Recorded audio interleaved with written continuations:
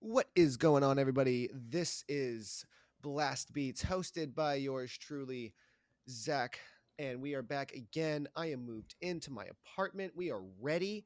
We have fantastic audio. We have amazing internet, and we have our lovely co-hosts as always. Chris Spooner, how you doing? I'm doing great, Zach. How you doing? I'm doing all right. I'm doing all right. Some things going on back home after moving in, but not for everybody to worry about. We'll make it through. And then over on the other side, we got my man producer Larry, Radical Larry. What's going on? Living the dream. Living the dream, living the dream. Always. So yeah, another week of some fun stuff. Um, we have more bands announcing albums, more bands releasing songs and projects. Um, so we'll just dive right into it. What were some things over the past week that you guys really were keying into that really got you guys going? Go ahead, Larry. Okay. Um, I'll start off. Bloodywood, their album. Massive fan. I already remember when they came out with their single Aj, and I heard it on the radio, Liquid Metal, and I just thought it Oh Lord. was, yeah, it was absolutely amazing. Just an absolute anthem. The album, for me personally, carried the same vibe the rest of the way through. Uh, I got. I felt like each song kind of followed a specific formula, but for their first album, I thought that formula worked really well. So for this go around, I loved it. Big fan of the album. And then the other two, I checked out Lunar Blood, which was some black metal. It was all right, standard black metal, fuzzy tone, good for background tunes. Nothing I'll be wanting to go back to. And then Spoon, I know you checked this one out and you get into it as well. But Night Rage, Abyss Rising, I absolutely loved this album. Love the vocals, love the hooks. It was jam after jam. Sounds just like early In Flames, Children of Bodom. It was incredible. I've been on a big In Flames kick lately too, so it was perfect for me. But those were the three that kind of scratched my itch. That all sounds great. Yeah, I definitely need to spin that Bloodywood album. Because Aj is fantastic. We Mm-hmm. talked about it in length last episode, and since last episode, our third member has had a chance to listen, and I would like to hear your opinions, Spoon. Yeah, so I finally listened to the single Aj, and it was fantastic. It was every part of the song I loved. I loved the atmosphere.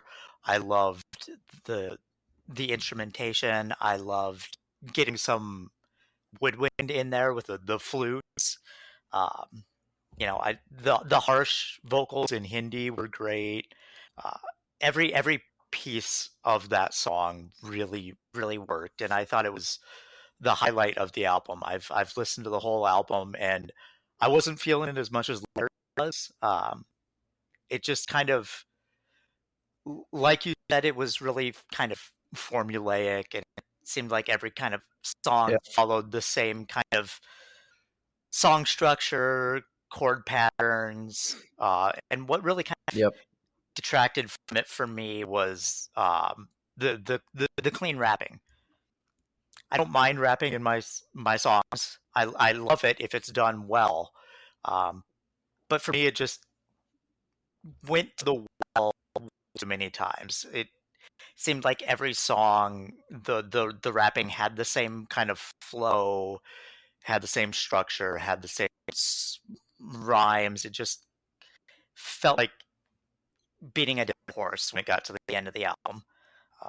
So it was something that I'm probably not going to come back to, but it's one of those albums again, like a couple that I mentioned last week, where if they refine their sound and kind of explore some avenues, grow some things, it's something that I could be really into. I mean, busting out the woodwinds on your debut, that's pretty bold. Um, so I definitely think there's a lot of room for them to refine that sound that you're talking about. Um, but I, but I mean, if you're sitting there and you're saying that there's like rapping, as I said, I haven't listened to it yet, but if there's rapping on every single song like there was on Aj, I can definitely see how that can get old after a while. For me, I think I don't know how we what standard we hold, bands from different nations to like lyrical content stuff like that because they don't have Yeah. the same access and everything. So like for example, I'll say this, if this was an American band, I think it'd be very easy to call their lyrics corny. Oh yes, 100%. But for me, and I mentioned this on Twitter, talking to some people, the way the melodies, the beats, the riffs, all of the instrumentation is structured. I feel like rapping the verses is it's ancillary to setting up the actual hook.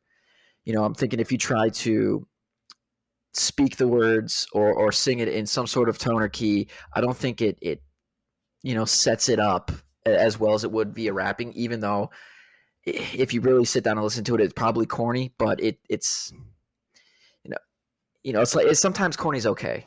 We all listen to Oh yeah. we all listen to some corny stuff.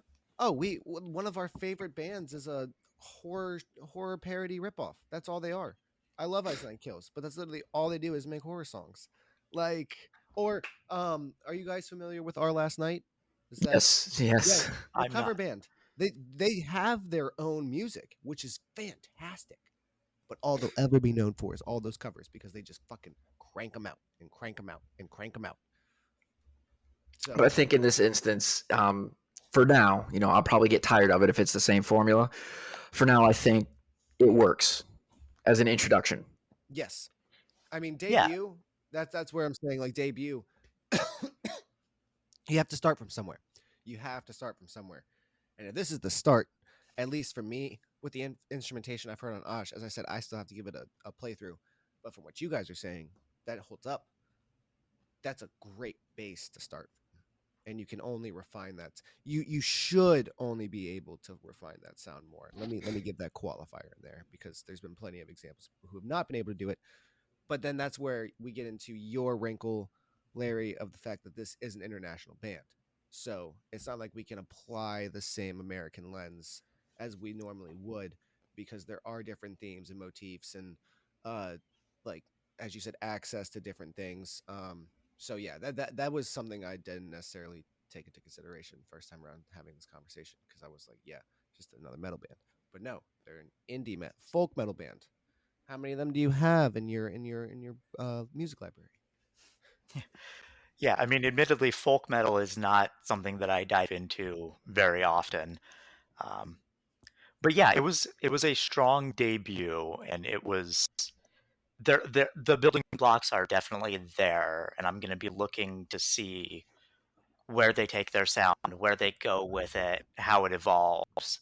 At the end of the day, I couldn't help but come away thinking that it was repetitive and that if it had just been their harsh vocalist and their instruments, I would have enjoyed it much more than I wound up enjoying it. Very fair. That's fair. That's fair. That's definitely fair. Um, so what were some other things that you had, Spoon, that you also listened to outside of the Bloody Wood debut? Yeah, so Larry kind of mentioned the you know, In Flames um melodeath kind of influence, and one of the things uh, that I really came away impressed with about that Night Rage album that we were talking about is just how refined it sound and how good everything sounded from a production standpoint, from um, the hooks, the melodies, vocals, everything just sounded really, really good. And um, I mean, it should be a surprise. This band has been around forever. They put out their first demos in 2000. Um, so they're 2 decades into their career. Um, but this is the first that I've heard them. So I'm definitely going to kind of go back and listen to it. I'm looking at their Metal Archives page, and it looks like they have 4, 5, 6, 7, 8 full lengths before Oh this wow. one. Oh wow. Yeah, so they've got a ton of material that I need to go Yeah, back lot to and dig into. find out if it's all that same kind of um, classic In Flames, um, Gothenburg melodeath sound. If it is, I'm gonna enjoy it a Yeah. lot because I really, really enjoyed this. Um, One of the other things that I really enjoyed, that really took me by surprise, was a band called Pure Wrath. They are an Okay. atmospheric black metal um, band from Indonesia, and kind of when I read the genre label atmospheric black metal, it wasn't something That's that interested me. yeah, that's a very Yeah, go interesting ahead. qualifier. Yeah, Yeah, I was just gonna uh, say that's w- a very interesting qualifier to be like named as the genre atmospheric black metal. yeah. It wasn't something that interested me. It gave me the impression that I was in for something kind of like shoegazy. The Yeah, yeah, shoegaze genre. And that's not what this was at all. Has kind of some of that same elements in their vibe, but it approaches it in a very, very different manner. Um, and it's like I said, it's an Indonesian band, and the kind of story of the album is really kind of what got me to check it out. It's kind of telling the story of an Indonesian mother who watches and goes through um, a string of mass killings in 65 and 66 in Indonesia. And it kind of tells the story of her experiences with that and the kind of aftermath of how you live, 40, 50 years after something like that. And, you yeah, know, having to see your son get kidnapped and taken away and eventually killed. Um, so it was, after kind of reading that synopsis, it was something that I was like, this. I want to check out what this is and see what the kind of heavy vibe is here. Um, and really, it's not like it's a heavy subject matter, but it's not. It doesn't beat you down and kind of leave you in a down, depressed mood after it. It really kind of toes the line and plays with your emotions. It takes you through that sadness and depression, but it also takes you through like just regular feelings of melancholy and ennui, and even into like the burning rage that you would feel going through that. And it's an emotional journey. I ended up really, really liking it. It's already in my rotation in my main playlist. It's on the playlist that I set up for the best of for this year. It's fantastic. I loved it. yeah. No, that sounds fantastic. That sounds great. Um, yeah. Wow. Wow. Um, yeah. So by comparison, the only things I listened to this week were two singles. Um, and granted, I had a very, very busy week and weekend. As I said, I just moved into my apartment. Lots of moving, lots of furniture, lots of things non-music related. Um, however, what we have well, not maybe we, but what I have finally been anxiously awaiting for is the announcement of an album from Memphis May Fire, and they have finally, after 6 singles released in 2021, announced an album, and only 3 of those songs will be on said album. Which that's actually kind of impressive to me, which means that they have a whole back of stuff that they still intend to put on there, that they don't have to rely on all the stuff that they've put out. It's called Remade in Misery, out June 3rd. Um, Okay. do we have Where's the pre-order? Pre-order button right here. This will give me a. This should give me a track list. Yes. So Blood and Water is a single. Then they Bleed Me Dry. Somebody. Death Inside. The American Dream. Another single. Your Turn. Make Believe, which is the single that I listened to this week. Misery, Left for Dead, Only Human featuring AJ Channer. I don't know who that is. And The Fight Within. So yeah, they finally announced that.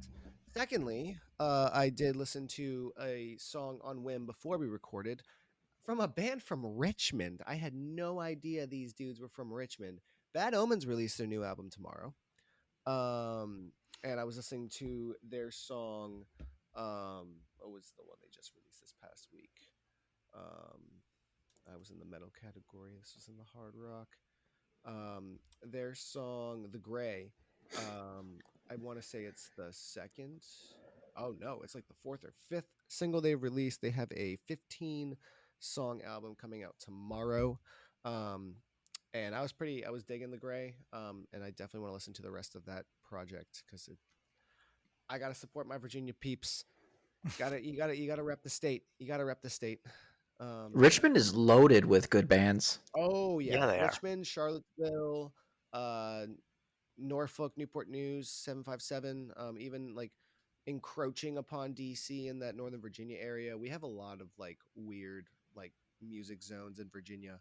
I mean, even down in Blacksburg, like while it's an engineering school, it's very artsy down there, very artsy. Um, but yes, with that, is there anything coming up notably tomorrow that you guys are pining for? I Nothing for just know me. Bad Omens. Yeah, I'm gonna have to check out that Bad Omens release. They're not a band that I'm Yeah, familiar with, but I'm gonna get familiar with them because I'm seeing them in concert on the 8th. They yeah. were Nice. yeah they They're were on announced as Sumerian. the So the replacement for Every Time I Die on the Under Oath. What was Every Time I Die and Spirit Box tour. oh yeah, because that's right. Corey Taylor's EP comes out tomorrow. Yes, Yeah. I believe Corpse Grinder. His solo album comes out tomorrow too. I think. Oh yes, Oh, that does yeah. as well. Wow. Oh yeah, there's a couple things coming out tomorrow. Um, is this a new Scorpions album? Because that would just be stupid at this point.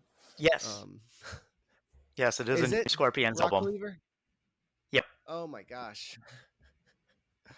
There's been Yeah, this that's a weird blast from the because like past. Slash released an album recently, Yeah. like last week or the week before. Yeah, there's been this weird resurgence of like all of these older bands being like, yeah, no, we still got it. We're still putting stuff out. Well, I I wouldn't say tweeted weird, from but I tweeted from the Blast Beats account a couple days ago that Nazareth is still putting out music. Yeah, yeah. I really saw that. Yeah. classic band from the '70s. So yeah, What was that? there's a What was revival. that concert that you were talking about on Twitter as well? That just announced their lineup. Oh, the Aftershock Festival. Aftershock. Yeah, Uh, yeah, yeah. That's yeah, out I in need to. I would out have in to stop the Sacramento. math, but oh my god, that's a long ways. I didn't realize it was that far away. My Yeah. lord, that's because this set list is insane. This Yes, it set list is is absolutely absolutely insane. bonkers. It's 4 days of I would just craziness. I would go every single day. Yeah. Oh, same. But I I have my eyes particularly on that Friday lineup. the Slipknot day Yeah. or oh no the Or no, Kiss Day. the Kiss Day. Yeah. Yeah, Judas Priest, Kiss, Lamb of God, Chevelle, Falling in Reverse, Meshuggah, Bullet for My Valentine, Motionless in White, Spirit Box, Guar, Ginger, um, Crossfaith, Against the Current, Orbit Culture. Oh my God. I think Yeah. this is one of those festivals where the money's in the crumbs as well. These Oh yeah. Well, see, my eyes are on Saturday and Sunday because Saturday, I'm sorry, but there's do you know how much it would take for me to not see My Chemical Romance? Like That is a Yeah. dream come true. Um, because I remember back when I first heard them and I made like this bucket list of all these concerts and bands that I wanted to see. I told somebody, I was like, yeah, I want to see My Chemical Romance. They're like, yeah, oh, you don't know, do you? And I was like, no, I got into them when I was a junior, sophomore in college. Please tell me, what don't I know? And they're like, yeah, they don't tour. I was like, so um the chance to see them, A Day to Remember as well. But then you go further down that list. Theory of a Dead Man, Beartooth, Thursday, Enter Shikari, Thrice, Zeal and Ardor. I was gonna say there's been a lot of bands that we just recently spoke about. Yeah. Bloodywood's on Thursday. And then the Sunday lineup is your only day with a rapper. And man, can I tell you how happy I am with the selection? Because it's Action Bronson, and man, that's just fucking perfect. That just makes me so happy. And then Sunday is the three headliners are Shinedown, Foo Fighters, and Bring Me the Horizon. Like, Under Oath is on line 3. That's insane. I mean, look at the range. We've got Guar at the same festival as Action Bronson. Oh yeah. Yeah. Oh yeah. It's very. Yeah, the spread that very- they've got is insane. You've got Lamb of God on the same day as Against the Current. That's insanity.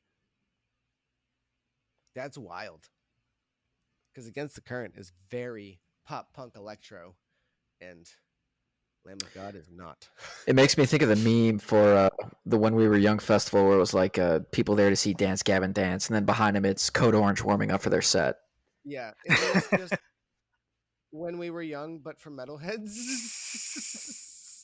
Kind of, yeah. I mean, this is pretty fucking stacked. This is pretty damn stacked. Yeah, if I could figure out how to get out there and get to all 4 days, that would be incredible. It's in October. Yeah. Hopefully I have my my new job by then and I can afford this. Because this might have to be my first ever trip to California. I've never been to California before. I've never been on the West Coast. I've never been in the Pacific Ocean. I've been once, and East Coast. I've wanted to go back. Sugar.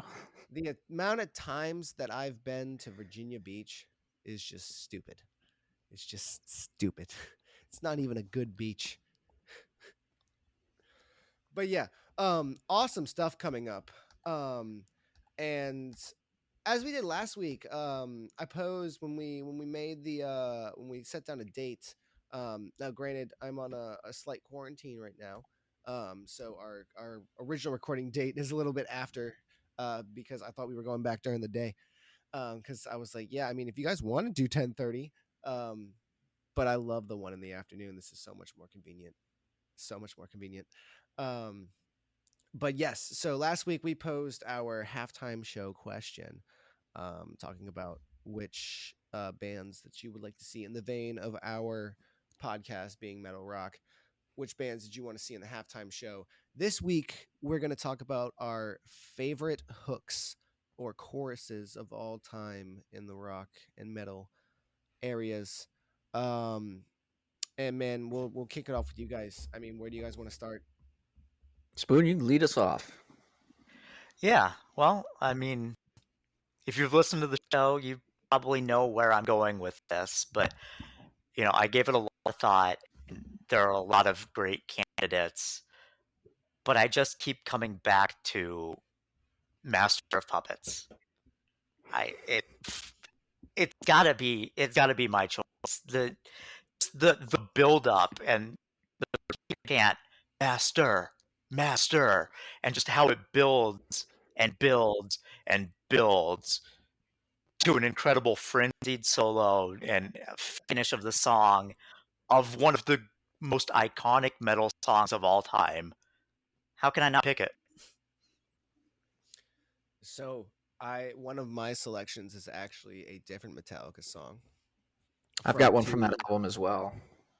Oh, from that album? Yeah, same album. Oh, I don't have it from the same album. I have it from 2 albums earlier, which would be the first. Kill 'Em All. Yep. Seek and Destroy. Seek and Destroy. Yeah, that was one I thought of too. That is the song that got me into Metallica. Well, okay, I say that being a Virginia Tech fan and having heard Enter Sandman, but like actual like hard Metallica, Seek and Destroy is what got me into Yeah, hard Metallica. And I actually have a Kill 'Em All cut off hoodie, or not hoodie, like tank, which is my moving shirt. So you know your boy wore it on Saturday when everything was coming in. It's the middle of February, and I was in a cut off t-shirt. I know no bounds. But yes, Seek and Destroy, utterly fantastic. And also the only Metallica album that they had at the radio station I was at when I was in college. So I used and abused that song so much. But yes, that was nice. my first entry right off the bat. So my Metallica entry, going back to Master of Puppets, I went with Disposable Heroes. Yes. Um, Oh God, I yeah, love that song so much. I think it punches hard. The whole song punches hard. But I mean, iconic. You know, Metallica's great at having those crowd chant Yep. lines they can do. Back to the front. I just you will die when I say you must die. I mean, that's a bar. So I think that thing is just, you know, you're furrowing your brow. That's hits hard. Oh Yeah, yeah. for And I for mean, we're also. Oh no, oh, you're I was good. just You're gonna good. say, You're good, Spin. yeah, for my money, Disposable Heroes is Metallica's most underrated song. I would Mm-hmm. put that up against just about anything in their catalog. It's right up there with One and Fade Black and Master of Puppets for me. Well, and yeah, I think we literally just we posed the question. We all said the same band. We're talking about a band that there is no wrong answer here in my mind. Like there's so many because they know how to do it. And that's where we're saying like our favorites. But then like if you were to make the argument for iconic, you would have to argue Enter Sandman is the most iconic hook from Mm-hmm. Metallica because of Yeah, just how famous it has become. And we talk about chanting, they know how to get an arena into their music, and Mm-hmm. it's easy. Parkway Drive did a great job in one of their last albums of doing that and putting that sound off on the last album. I've got that. I'm thinking we have the same song. We're thinking of. I've got that on my list too. Oh, Pray. yes, Yeah, yes, yeah. I've yes, got Pray. yep. This is yes. a all-time favorite hook. That's. I think they did the thing where so Bob Rock was a producer for a lot of Motley Crue, and Metallica wanted Bob Rock to do the Black Album to get that song, that sound where it sounds, you know, larger than life. The drums hit harder, everything kind of just pops. I think Pray captured that same element. Oh, it did. Oh, it did. Yeah.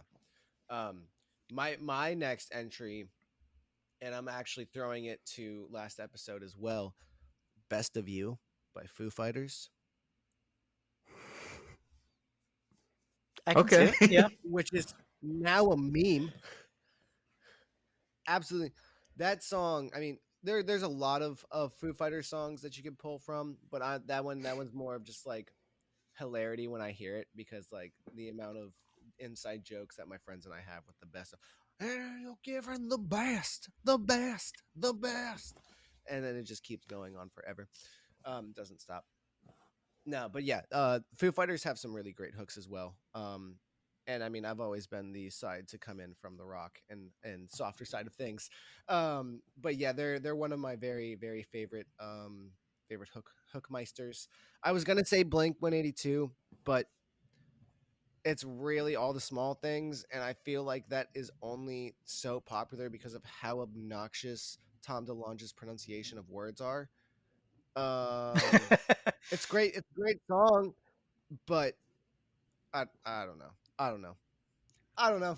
Sometimes you can just make things sound good, but you sound so ridiculous because Yeah.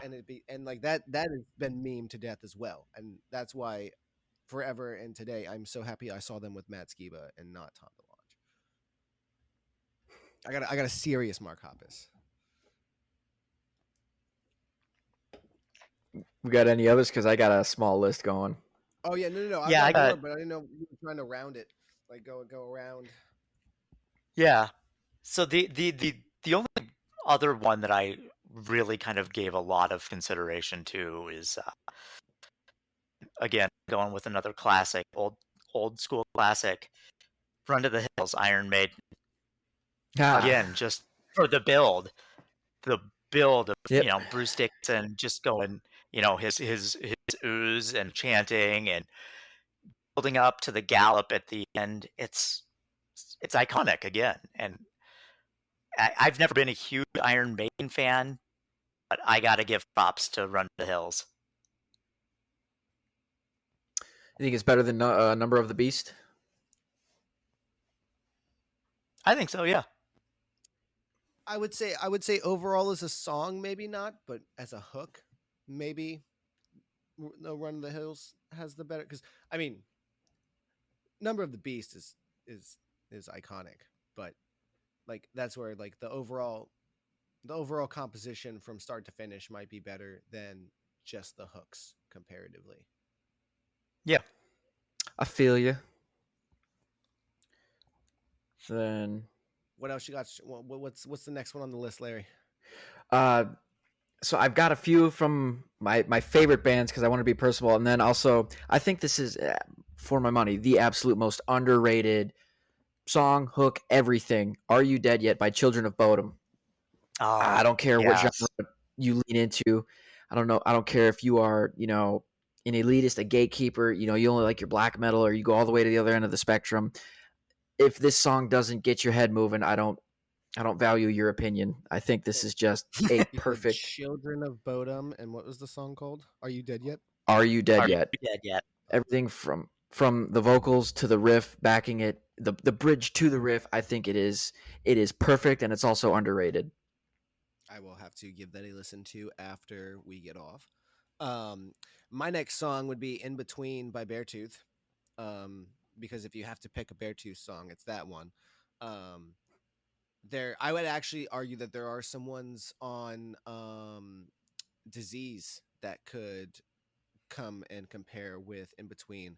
But Aggressive really fell off on the hooks, and then they came back to that really good form. For I won't even say formulaic. It was a little formulaic. Last album was formulaic. Let me tell you.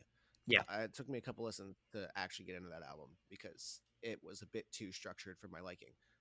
But Disease, I have not heard another album that I liked from Beartooth after their debut that I loved more than Disease. Those are like my 1-2 is Disgusting and then Disease.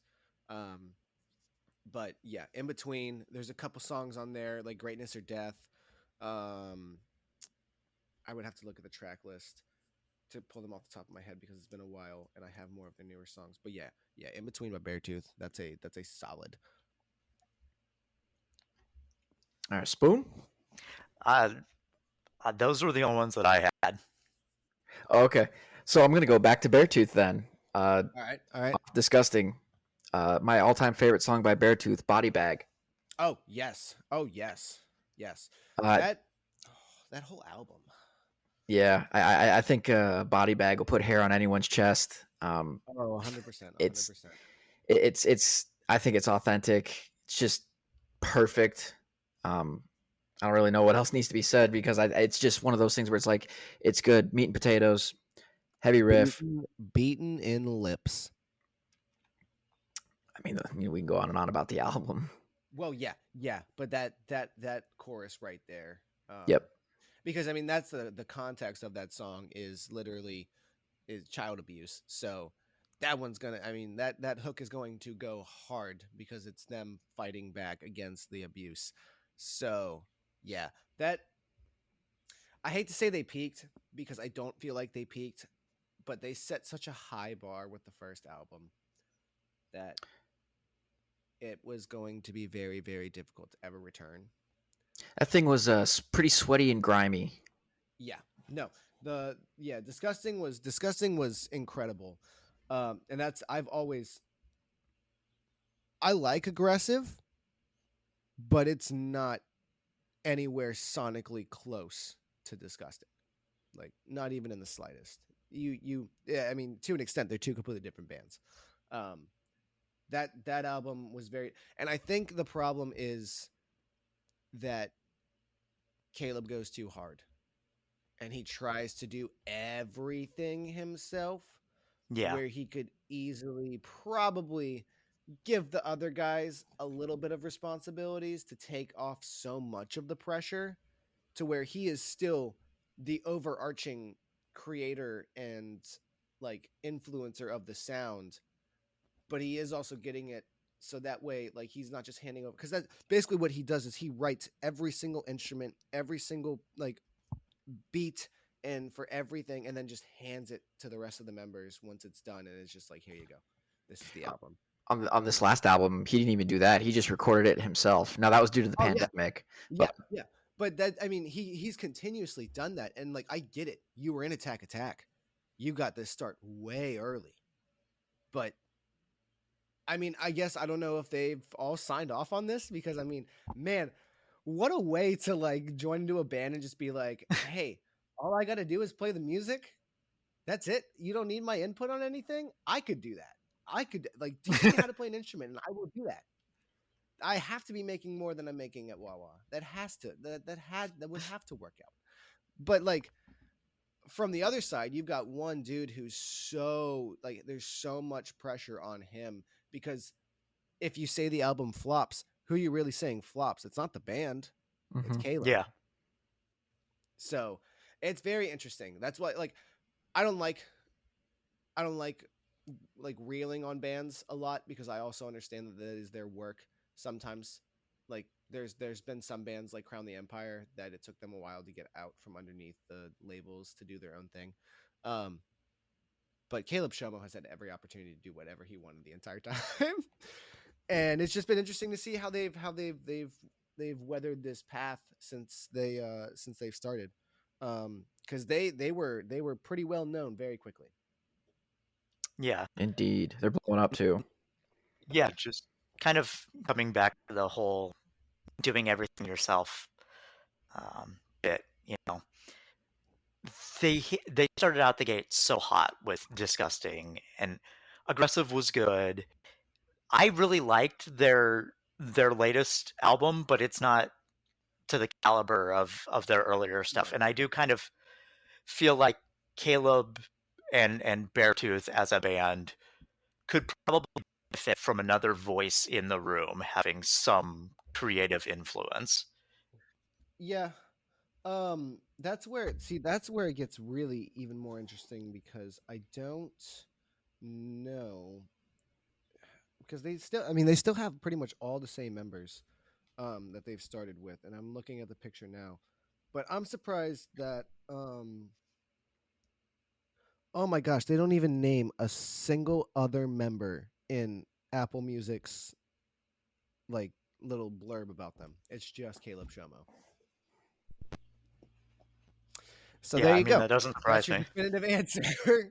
That's your definitive answer. So let me go to because I follow all these guys on social media and stuff from back when I was super into the scene. Ashi Bisher, Connor Dennis, Zach Houston, and Will Dealey. It's Cameron Bradbury is the one that I'm remembering that was back there, and he was actually doing a bit more with them and helping him out. And I don't know why he left. I don't know if I can find why he left anywhere easily. They also worth checking out. They have a swingcore jazz version of one of their songs. Um, incredible. Really? I also have Um, some West Virginia like bluegrass Huh. renditions too. oh wow, that's awesome. Yeah, he left he left for personal reasons in May 24th, 2020. The dude that I was thinking of, Cameron Okay. Bradbury. But yeah, definitely they definitely could use from another a voice something. And I mean, if you go back and look at Caleb's journey way back with Attack, some of the things that have happened you can understand, because like what he was like 14, 15 in a room with a bunch of like 21, 22, 23, 24 year olds. So he's basically gone on the record about a lot of that. But I can also understand to a point what he's doing and relating it to my job, because I just had a little talk with my bosses, and they were like, "Yeah, you need to let your team do more." And I'm like, "Yeah, but I know they're not going to do it right, and I will. So why don't I just do it? Like, why am I why am I going to let people screw up if I know I'm going to do it right from the start? Like, that's just going to cause less of a headache for me, and then I don't have to do it again after they mess it up." So I kind of understand that thought, but in music, kind of feel like mistakes and mishaps can lead to some cooler things. Whereas, like in my job, no, if somebody doesn't do something correctly in the deli, it's gonna be a bad time no matter what. But making mistakes and doing like different things in music that can, and like having an outside like influence, can possibly lead to Right. something better that you haven't thought of, or to expand the sound that you already have. If somebody's like, Right. "Oh, have you Yeah. thought about taking this chord down?" Yeah, Exactly. Exactly. It's not even necessarily about like mistakes and imperfections. It's just about, you know, having somebody else in the room who can say, "Hey, no, I know you think it sounds great this way, but what if we tried to do it this way?" yeah. So I was actually talking I about this feel like, with my roommate yeah, recently. Yeah, I was talking about this with my roommate recently because he makes music. And his producer, he was talking about how like his producer raps as well, and on his beats, like yeah, he does pretty good. But then if you give him a beat from somebody else's producer, he'll go crazy on it, like something completely different than you would have ever thought. And it's the idea of like, yeah, when you're making something, you already have preconceived notions to how you want it to go, to whereas if you are just picked up and transplanted into another studio, and you were like if Caleb Showman was just picked up and thrown into like Bring Me the Horizon, he could just sit there and look at Ollie Sykes and be like, "Yo, so have you guys ever thought about doing this instead of this, and the sound that it would make?" And because you don't know what their ideas were beforehand, and you can just impart impartial, like, I don't know anything about any of the planning, but have you pondered this before? Which is cool, which is really really really dope, and something that I'm sure they have it on their mind, but yeah, yeah, and it's that was a something that I think really that big tangent. Beartooth could benefit from. I think Caleb could benefit from Absolutely. that voice that says, "Hey, have you thought about this?" So I know you've got more songs there, Larry. I know you do. Yeah. Um, I think so. Going back to what you said about like the lyrical content from Beaten in Lips, we're gonna go to what I think, contextually speaking, is one of the heaviest songs of all time. Maybe not, sonically, but 512 by Lamb of God, Mm, because I think this is lyrically as heavy as it gets. It's his perspective from when he was sitting in a European jail cell, uh, waiting trial for manslaughter. Jesus, And you hear it, you hear that's heavy. the struggle. Well, do you know the story about it? Nope. So he was performing on stage, and then a fan charged him, and as the fan like got near him to the stage, he Spartan kicked him to get him away from him, and he landed on his neck, and the fan died. So he was arrested and awaited trial and all that, and he was acquitted. But the ensuing song 512 was about his time in jail, and all the uncertainty. He just took somebody's life. He didn't mean to. The emotional turmoil that comes with all of those circumstances, and it's heavy. It's lyrically yeah. heavy. Damn. It's when they did it live, man, when they did it live, they set the whole stage blood red. Everything was glowing. It just had this emotion to it that was just, you looked around, you're like, man, Shit. shit just went down. Something happened. So I just for that song, you Oh can't yeah. listen to that song just for casual listening. No, no, no, Yes. no, no, no, no, So no. I mean, if Wow. if you're Okay. if you're if you're unfamiliar with it, I'd listen to it first of all, obviously, and then read the actual lyrics. And when given the context, it's worthy of just a wow. Yeah. Damn. Fuck. Well, that makes my next one seem a bit like I was gonna say before I forget by Slipknot. That doesn't like compare.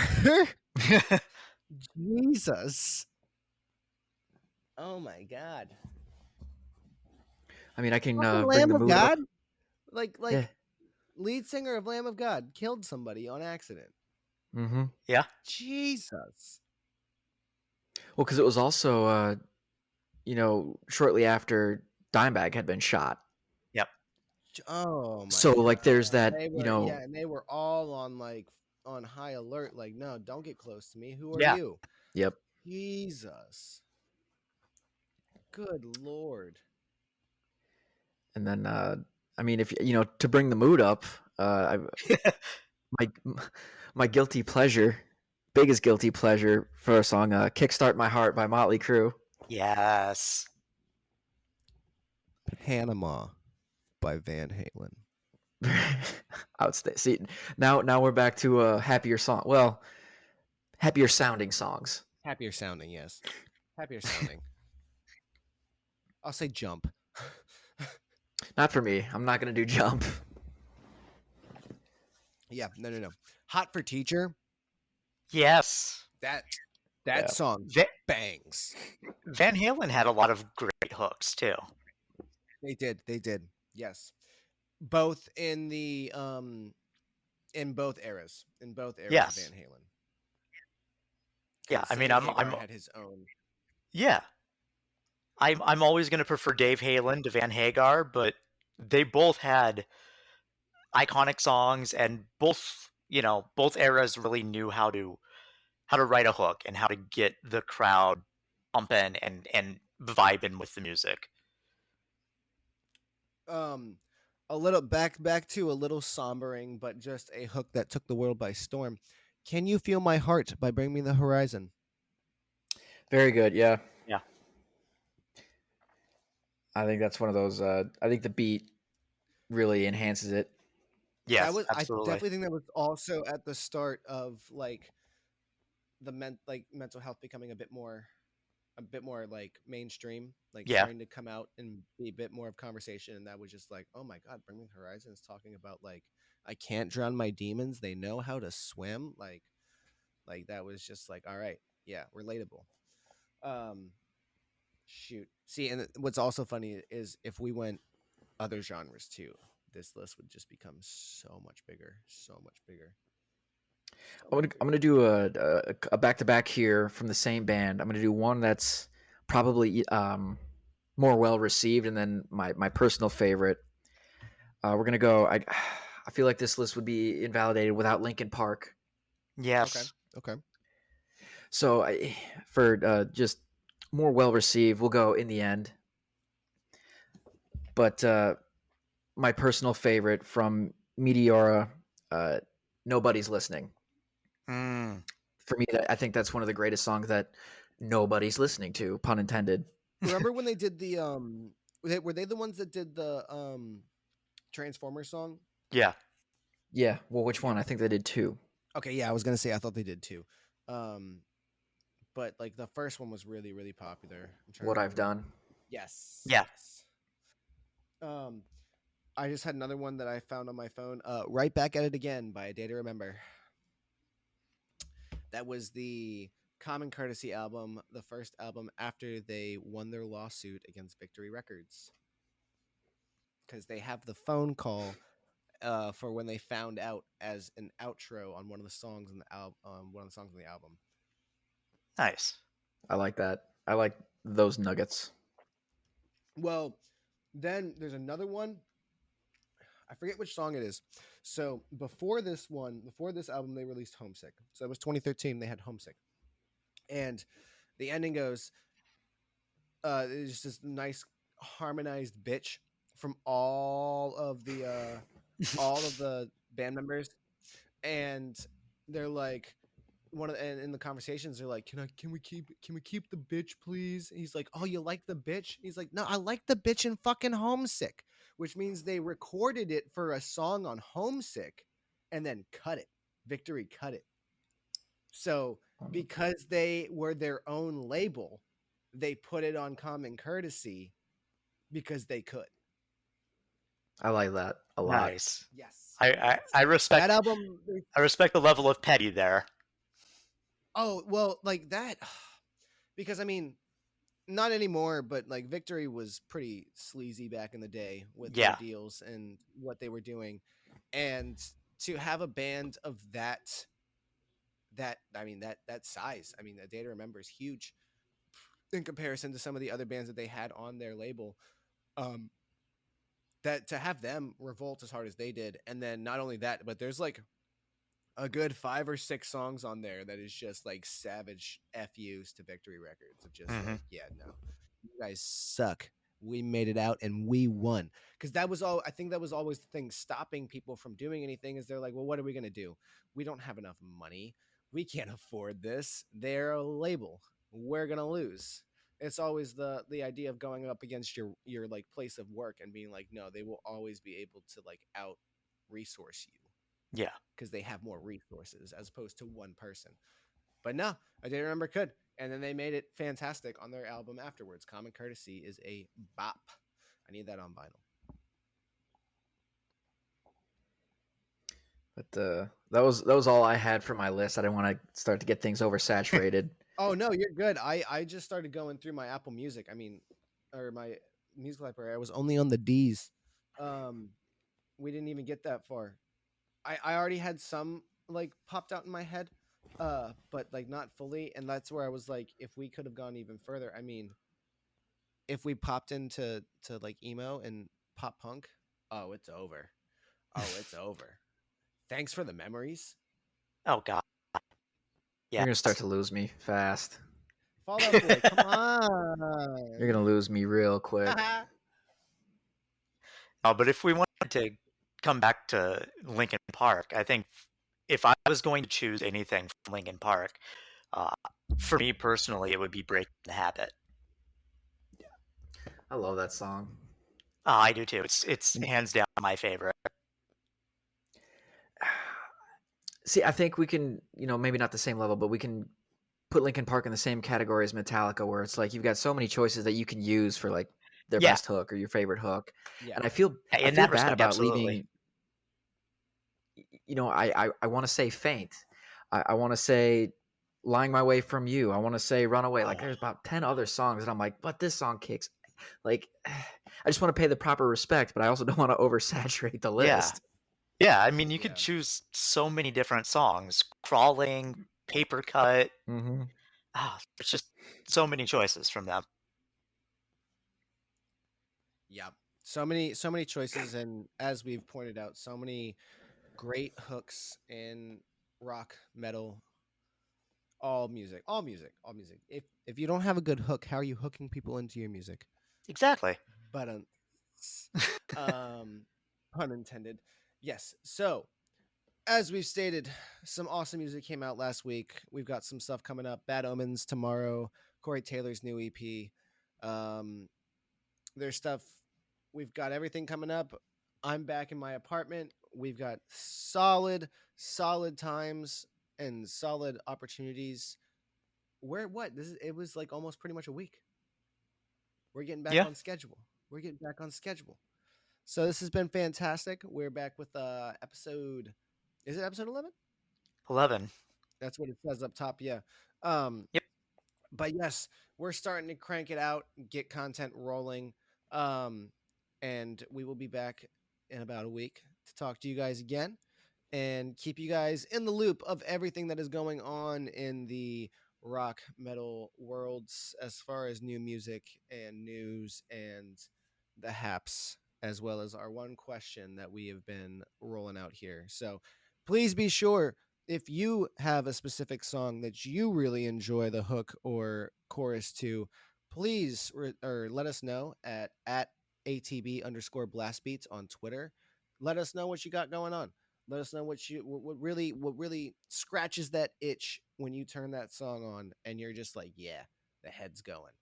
But yes, this has been another episode of Blast Beats. My name is Zach Nur, always joined by my man Spoon and Larry. Let them know where they can find you guys.